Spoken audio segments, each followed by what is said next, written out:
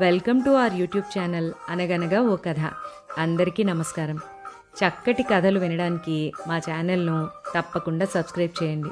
అలాగే మీ friends and ఫ్యామిలీకి కూడా షేర్ చేయండి. ఇప్పుడు మనం వినబోయే కథ శ్రీమతి మన్నెన్ శారద గారు రాసిన జీవన న్యాయం అనే కథ. ఈ కథను వారు 1981 సంవత్సరంలో రాశారు. ఈ కథ అప్పట్లో మగవారికి ఆడవారి పట్లున్న ఉద్దేశాలు ఏంటి అన్నది చక్కగా అర్థం పడుతుంది. ఇప్పటికి చాలా చాలా మార్పులొచ్చాయి. కానీ అన్‌ఫార్చునేట్‌లీ కొన్ని చోట్ల ఇలా ఆలోచించే వాళ్ళు ఇంకా ఉన్నారు. కాకపోతే పైకంటే కుదరదు, నడవదు పరిస్థితి అన్న ఉద్దేశంతో ఊరుకుంటున్నారు తప్ప, ఇంకా ఇలాంటి వాళ్ళు ఒకటో అరో ఉండనే ఉన్నారు. కథంతా విన్న తర్వాత తప్పకుండా మీ అభిప్రాయాలను కామెంట్స్‌లో చెప్పండి. అలాగే మొదటిసారి మన ఛానెల్‌ని చూస్తున్న వాళ్ళు ఎవరైనా ఉంటే మంచి కథలు వినడానికి తప్పకుండా సబ్స్క్రైబ్ చేయండి. సరిగ్గా ఆఫీస్‌కి రావాల్సిన టైం దాటిపోయి ముప్పావు గంట అయిన తర్వాత పొడి దగ్గు, దాని వెనక కాళ్ళీడుస్తున్న జోళ్ల చప్పుడు, గొడుగుని నేలకి తాటిస్తోన్న ధ్వని ఇవన్నీ కలిసి ఆదినారాయణ రూపంలో సెక్షన్‌లోకి ప్రవేశించాయి. ఒక రకమైన విసుగుదలతో రాస్తున్న నోటు ఆపేసింది రమ. మరో 5 నిమిషాల్లో పెద్ద శబ్దంతో బీరువా తెరిచి ధన్ను ధన్నుమంటూ 2 ఫైళ్ళని టేబుల్ మీదకు గిరాటేసి బర్రమంటూ కుర్చీ ఈడ్చి దభేల్మంటూ కూలబడి ఏదో వింత రకం జంతువు అరిచినట్లు 2 తుమ్ములు తుమ్మి పేపర్ తెరిచాడు ఆదినారాయణ. రమ చిరాగ్గా కళ్ళు మూసుకుని వేళ్లతో కళ్ళను రుద్దుకుంది. ఇడియట్, ఆఫీస్కి లేటుగా వచ్చింది కాక వెధవ న్యూసెన్సు వీడును. రమ కసిగా మనసులోనే తిట్టుకుంది. పైగా గ్రాడ్యుయేటట, ఎలా తగలబెట్టాడో. అసలు ఈ కాలేజీలు ఏం నేర్పుతున్నాయి? కాస్త లిటరేచరు, కాస్త సైన్సు, కాస్త హిస్టరీ, ఎందుకు ఇవన్నీను ఏడవనగాక కాస్త సభ్యత, మరి కాస్త సంస్కారం నేర్పని పనికిమాలిన డిగ్రీలు. ఏదైనా ఒక సబ్జెక్ట్ ఊడపీకి నలుగురిలో మనిషి ఎలా ప్రవర్తించాలో, ఎలా మాట్లాడాలో నేర్పినా దేశం కాస్త బాగుపడిపోయేది. ఇది రమ ఆలోచన. రమనే పరిశీలిస్తున్న లలిత నవ్వింది. ఎప్పుడూ ఉండేదేగా, నోట్ రాసుకో అంది. ఏం రాస్తాం చూడు, సర్కస్ కంపెనీ తెరిచాడు అంది రమ కసిగా. ఆదినారాయణ ఇదంతా గమనించే పరిస్థితిలో లేడు. ఆ మధ్య ఒక రోజు అకస్మాత్తుగా దిక్కుతోచని పిల్లిపిల్ల ఒకటి బిక్కుబిక్కుమంటూ ఆ సెక్షన్లో ప్రత్యక్షమైంది. ఆఫీస్ ప్యూన్ అప్పలకొండ దాన్ని మరింత మురిపెంగా ఆడిస్తూ ఉంటే లలిత విసుగ్గా, అప్పలకొండ దాన్ని బయట వదిలిరా అంది. ఉండనీయండమ్మా, ఇది ఎలకల్ని పట్టేస్తుంది, ఫైల్స్ పాడవ్వవు అన్నాడు అప్పలకొండ అతి తెలివిగా. చాలే, ఆఫీసుల్లో పిల్లుల్ని పెంచుతావా? కావాలంటే మీ ఇంటికి తీసుకెళ్ళు అంది రమ చిరాగ్గా. భలేవరే, అదేం చేసింది? చక్కగా తెల్లగా ముద్దుగా ఉంది దొంగముండ. ఉంచరా అప్పి, లంచ్ టైంలో కాస్త తిండి పడేస్తే అదే పెరుగుతుంది అన్నాడు ఆదినారాయణ ఔదార్యంగా. రమ లలిత మరింకా మాట్లాడలేదు. ఆదినారాయణతో వాదనంటే రమకు అస్సలు గిట్టదు. ఎప్పుడైనా లలిత వాదించబోయినా, ఊరుకో లలిత, మనం మనుష్యులతో మాట్లాడాలి అంటుంది. ఆ రోజు నుంచి పిల్లి పట్ల ఆదినారాయణ చాలా శ్రద్ధ తీసుకుంటున్నాడు. అతను ఆఫీస్కి రాగానే అది అతని బల్ల చుట్టూ మేవ మేవమంటూ గిరికీలు తిరిగి దాని కృతజ్ఞత ప్రకటించుకుంటుంది. ఆదినారాయణ దాన్ని కాసేపు దువ్వి బల్ల మీద కూర్చోపెట్టుకుని తన ఔదార్యం ప్రకటించుకుంటాడు. పావుగంట అలా గడిచిన తర్వాత రాజకీయాల్లో పడిపోతాడు. తనతో పాటు తెచ్చుకున్న ఇండియన్ ఎక్స్‌ప్రెస్ క్షుణ్ణంగా చదివి తన పక్క సీటు సన్యాసిరాజు దగ్గరున్న హిందూ తిరగేసి అవతలి సెక్షన్ నుంచి తెలుగు డైలీ తెప్పించుకుని పూర్తి చేసి ఒక్కసారి ఒళ్ళు విరుచుకుని ఆవులిస్తాడు. ఇంతసేపు అతని సస్పెన్స్ భరించిన రమా లలితలకు సరిగ్గా అప్పుడే భయం పట్టుకుంది. అలా ఒళ్ళు విరుచుకుని ఆవులించాడంటే ఇక ఉపన్యాసం ప్రారంభించబోతున్నాడు అన్నమాట.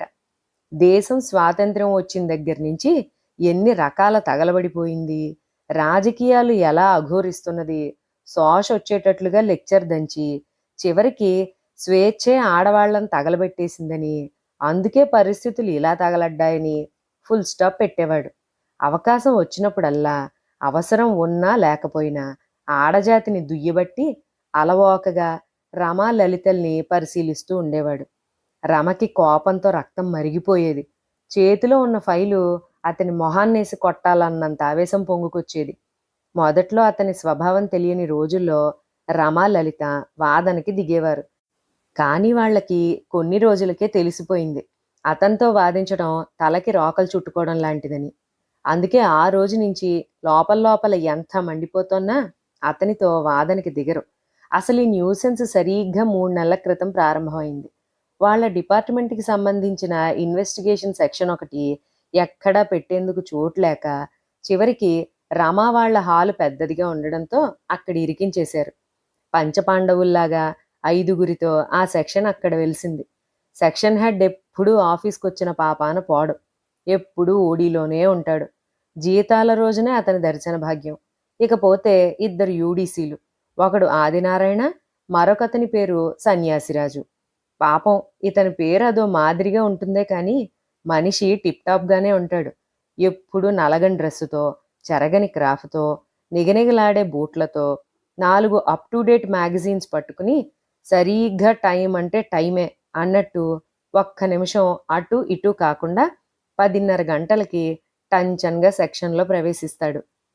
ఆ తర్వాత ఎంతో బిజీగా ఒక్కొక్క మ్యాగజీను చాలా జాగ్రత్తగా చదివేసి కాసేపు ఆదినారాయణ లెక్చర్లు వింటూ నవ్వుతూ కూర్చుంటాడు. అప్పుడప్పుడు అతగాడు ఆడవాళ్ళని దుమ్మెత్తిపోస్తుంటే లేడీ స్టాఫ్ ముఖాల్ని చూస్తూ వాళ్ళ ఫీలింగ్స్ గమనిస్తూ సంతోషిస్తూ ఉంటాడు. అతనిలో గొప్పతనం ఏంటంటే వాదనలోకి ప్రత్యక్షంగా దిగడు. అతని ఉద్దేశాలేవి తేల్చడు. కాకపోతే అమాయకంగా 2 ప్రశ్నలేసి ఆదినారాయణ్ణి రెచ్చగొడతాడు. ఇకపోతే మరో టైపిస్టు. అమ్మాయే అయితే ఈ లోకంతో నాకేం సంబంధం లేదు అన్నట్టుగా చీకటిగా ఉన్న ఓ మూలకి కూర్చుంటుంది. చాలా వరకు నిద్రలోనే కాలాన్ని వెళ్ళబుచ్చుతుంది. ఆదినారాయణ ఉపన్యాసాలు ఆవిడ చెవుల్లో అంతగా దూరవు. ఆడవాళ్ళని తిడుతున్నప్పుడు ఆవిడ ఉలిక్కి పడదు. అతి సామాన్యంగా ఏ పిల్లినో కుక్కనో అంటున్నట్లుగా ఏ భావం కనపడకుండా చూస్తుంది. ఆఫీస్ టైము మరో అరగంట ఉందనగానే వెనకాల ఎవరో తరుముకొస్తున్నట్టు పరిగెత్తుతున్నట్టు వెళ్ళిపోతుంది. ఆవిడొచ్చిన కొత్తలో అమ్మయ్య మరో ఆడమనిషి దొరికింది అని రమాలలిత ఉబ్బి తబ్బిబ్బయి పళ్ళన్నీ కనిపించేటట్టు నవ్వి పరిచయం చేసుకోబోయారు. వీళ్ల ప్రశ్నలన్నిటికీ ఆవిడ ఇంటర్వ్యూలో జవాబులు చెప్పినట్టు పొడి పొడిగా చెప్పింది. వీళ్ళు కాఫీ ఇవ్వబోతే అలవాట్లేదు అంది. లంచ్‌కి రండి అంటే నేను పొద్దున్నే చెద్దన్నం తినొస్తాను, ఇక ఆకలి ఉండదు నాకు అంది. పోనీ తోచనప్పుడు మా సీటు దగ్గరికి రండి అంటే నాకు తోచకపోవడం ఉండదు, రాత్రుళ్ళు చంటిపిల్లతో నిద్ర ఉండదు అంది. రమా లలిత హతాశులయ్యి ముఖాముఖాలు చూసుకుని తమ సీట్లలోకొచ్చి కూర్చున్నారు. ఏరి ఏరి ఇలాంటి రకాలందరినీ ఓ సెక్షన్‌గా తయారు చేసి తమ సెక్షన్‌లో పెట్టినందుకు రమా లలితలిద్దరూ తలపట్టుకున్నారు. మొదట్లో రమకి ఆదినారాయణ మీద అంత దురభిప్రాయం లేదు. ఏదో మాట్లాడడం చేతకాని మనిషిలే అని సరిపెట్టుకుంది. ఒకరోజు రమ సెలవు పెట్టాల్సొచ్చింది. లీవ్ లెటర్ పంపేందుకు ఎవ్వరూ దొరకలేదు. సరిగ్గా అప్పుడే ఆదినారాయణ గుర్తొచ్చాడామెకి. అతనిల్లు ఒక ఫర్లాంగు దూరంలో ఉంటుంది. రమ త్వర త్వరగా బయలుదేరి వాళ్ళింటికి చేరి సరిగ్గా తలుపు కొట్టబోతూ ఉండగా బాణం లాంటి మాటలు దూసుకొచ్చాయి.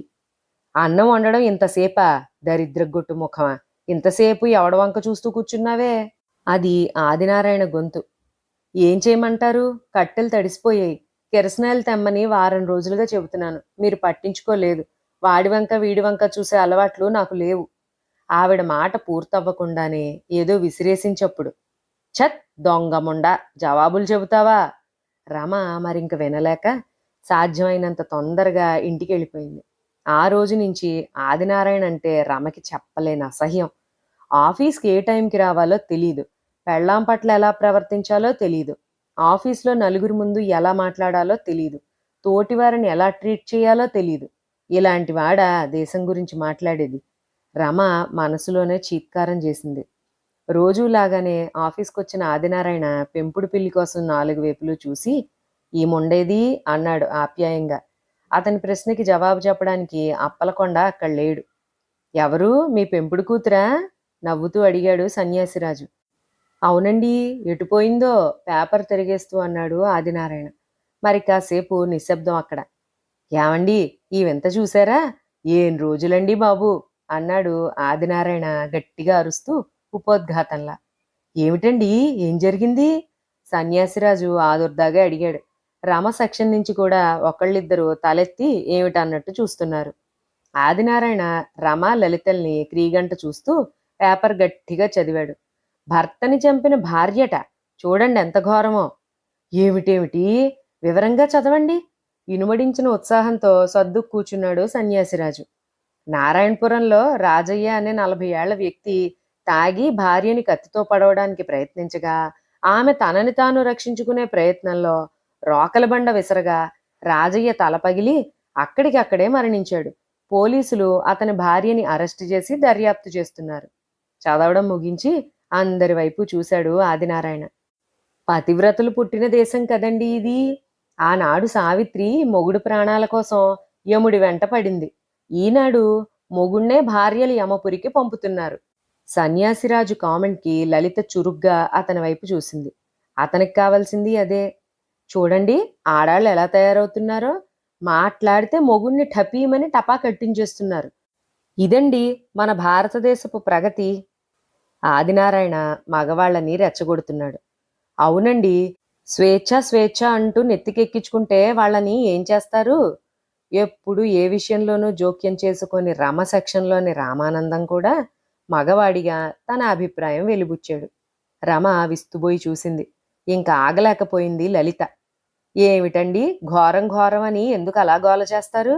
వాడు తాగి కత్తి తీసుకుని చంపబోతే మీకు న్యాయంగా కనిపించినట్టుంది అంది ఆవేశంగా. అవును, అది అనాదిగా వస్తున్న ధర్మం. మొగుడు పెళ్ళాన్ని కొట్టొచ్చు, చంపచ్చు. అది అందరికీ న్యాయంగానే కనిపిస్తుంది. తన ప్రాణం రక్షించుకునే ఆదుర్దాలో చేసిన పనికి అతను చేస్తే తప్పు భార్యది అంది రమ వెటకారంగా. చూసారా ఆడవాళ్ళు ఎలా మాట్లాడేస్తున్నారో? భర్త మాటకి ఎదురు చెబితేనే మహాపాపం అని తలిచే పాత ఇళ్లాల కాలం కాదండి ఇది, కలియుగం. ఆదినారాయణ కళ్ళు తిప్పుతూ అన్నాడు. రమ కఠినంగా అంది. అవును, ఇది కలియుగమే. మగవాణ్ణి దేవుడని పూజించటానికి ఇదేం త్రేతాయుగం కాదు. ఇప్పుడు ఆడవాళ్లు పూర్వకాలపు పిచ్చివాళ్ళు కాదు. భర్తని సహచరుడిగా గౌరవిస్తారు, ఆత్మీయుడిగా ప్రేమిస్తారు. అంతేకాని ప్రాణం లేని బొమ్మని చేసి పూజించలేరు. పైగా ఒక్క విషయం మీరందరూ ఎందుకు ఆలోచించలేకపోతున్నారో నాకు అర్థం కాదు. అక్కడ భార్య భర్తను చంపిందన్నది అసలు విషయం కాదు. తన ప్రాణాన్ని తీయబోతున్న ఒక ప్రాణిని తన ప్రాణాన్ని కాపాడుకునే ప్రయత్నంలో చంపింది. మీకు తెలీదు, గదిలో మూసిపెడితే పిల్లి కూడా పులిలాగా తిరగబడుతుందని?